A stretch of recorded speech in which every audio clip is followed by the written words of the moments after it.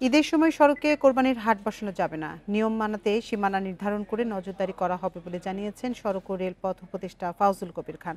দুপুরে বিদ্যুৎ ভবনে ঈদযাত্রা নিয়ে আন্তঃমন্ত্রণালয়ের সভা শেষে এসব কথা জানান রেলপথ উপদেষ্টা। তিনি বলেন, ঈদের আগে পরে ৬ দিন ট্রাক লরি চলাচল বন্ধ থাকবে, তবে কোরবানির পশু পরিবহন ও গার্মেন্টস পণ্য এর আওতায় বাইরে থাকবে। ফাউজুল কবির খান বলেন, অতিরিক্ত ভাড়া আদায় এবং চাঁদাবাজি বন্ধে কঠোর অবস্থানে থাকবে সরকার। দুর্ঘটনা রোধে শৃঙ্খলা নিশ্চিত করা হবে। সরকার সর্বাত্মক চেষ্টা করবে ঈদযাত্রা নিরাপদ ও আনন্দময় করতে। প্রায় ১.৫ কোটি মানুষের ঈদ যাতায়াতে অনিয়ম কমানোর চেষ্টা চলছে বলে জানান উপদেষ্টা। বলেন, ঈদযাত্রা নির্বিঘ্ন করতে সব অংশীজনকে নিয়েই ব্যবস্থা নেওয়া হচ্ছে।